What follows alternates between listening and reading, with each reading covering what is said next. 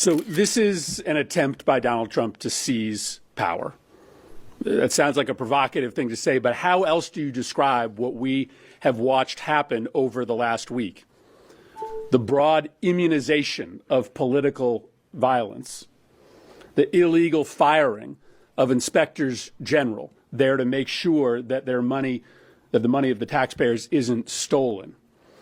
And today, the illegal and unconstitutional decision to put the President of the United States and no one else in charge of who gets federal money and who doesn't. What President Trump is doing is seizing control of the federal budget and deciding by himself who gets money and who doesn't.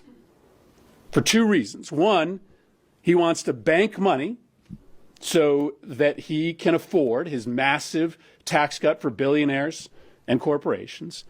But second, so that he can hand out money to his friends, to the companies that are run by his billionaire donors, to states that voted for him, to congressional districts with members of Congress who are loyal to him, and so that he can deny money to any organization run by Democrats, to companies that are competitors to his billionaire friends, to congressional districts represented by his political opponents. This is what a king does. This is not how a democracy works. One man does not decide how taxpayers' money is spent so that it only gets sent to the president's political friends and it gets used to punish his political enemies. The scope of the damage that will be done is enormous. To poor kids who rely on Head Start programs, to families who desperately need that cancer research done, to veterans who, if they miss one or two appointments, their life falls apart suddenly overnight.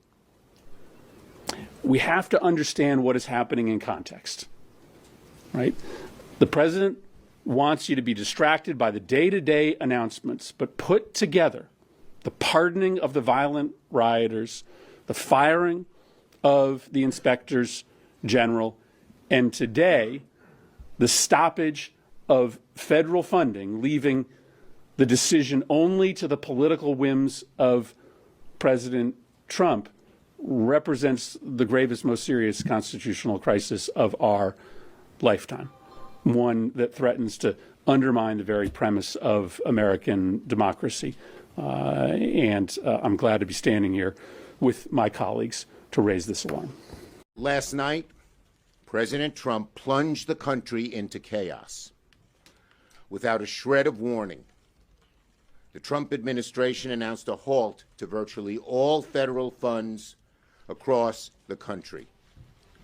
In an instant, Donald Trump has shut off billions, perhaps trillions of dollars that directly support states, cities, towns, schools, hospitals, small businesses, and most of all, American families.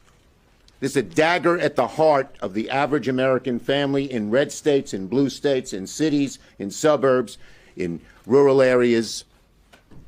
It is just outrageous. Funds for things like disaster assistance, local law enforcement, rural hospitals, aid to the elderly, food for people in need, all are on the chopping block in this new administration. Why?